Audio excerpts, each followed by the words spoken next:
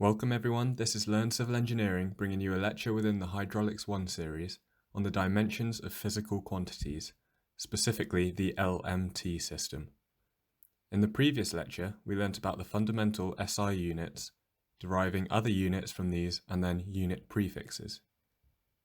We also noted in the previous lecture that the choice of fundamental units does not have to be unique. We can define a new system of units for length, mass, and time by rescaling the SI fundamental units that we have in the top right corner here. So the new unit for length will equal meters over L, the new unit for mass equals kilograms over M, and the new unit for time equals seconds over T, where L, M, and T are positive real numbers known as scaling factors. For example, a commonly used system of units is the Cgs system, with units of centimeters, grams, and seconds respectively. In this case, L is equal to 100 as 1 meter equals 100 centimeters. M is equal to 1000 as 1 kilogram equals 1000 grams, and T is equal to 1. Therefore, we can convert from the standard SI units that we have in the top right to the new system of units using the equations.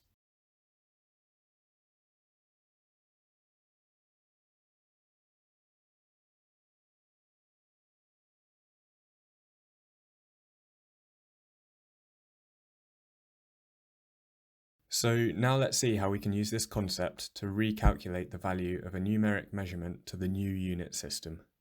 To demonstrate this, let's consider a force. We know that the SI unit for force is the Newton, where 1 Newton equals 1 kilogram meter per second squared. It follows from the equations on the previous page that the value for the force in the SI unit system would be recalculated by a factor of mLt to the power minus 2 in the new unit system. Therefore, let's say we have a measured force F equals 0.251 kilograms meters per second squared in SI units.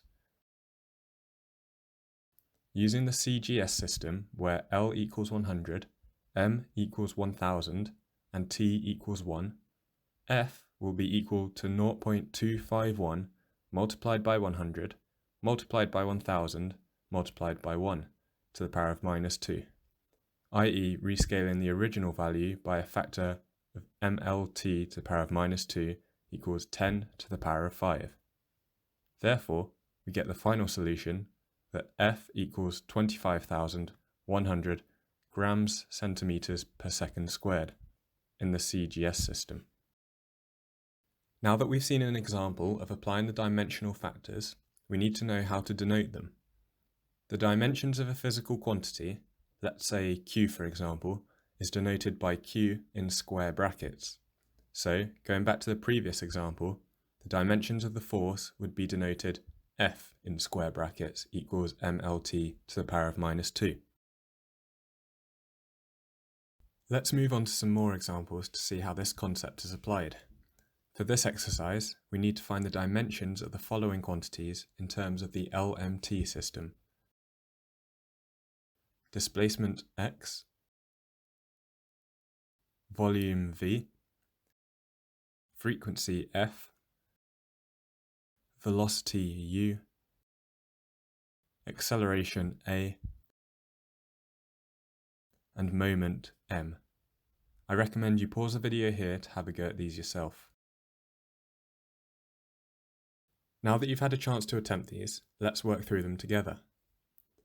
Displacement is a measurement of the overall change of position of an object and measured in length.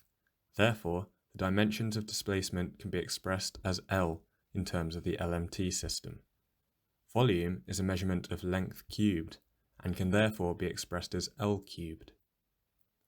Frequency is equal to 1 over time, so is expressed as T to the power of minus 1.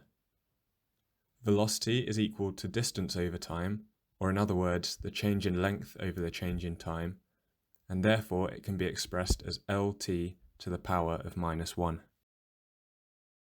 Acceleration is equal to velocity over time. Using the dimensions for velocity above, we can work out that acceleration can be expressed as LT to the power of minus 2. Finally, the moment is equal to the force times distance, or in other words, mass times acceleration times length. Substituting in the dimensions for acceleration, we get that moment can be expressed as ml squared t to the power of minus 2. Well done if you got all of those correct. In the next video, I'll be going over a few more complicated examples for you to test your understanding of dimensions of physical quantities and the LMT system. This has been a lecture by Learn Civil Engineering.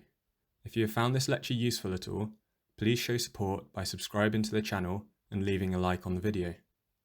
If you do have any remaining questions or would like me to cover a specific topic, please leave them in the comment section below and I will try to respond as soon as possible. Thank you for watching.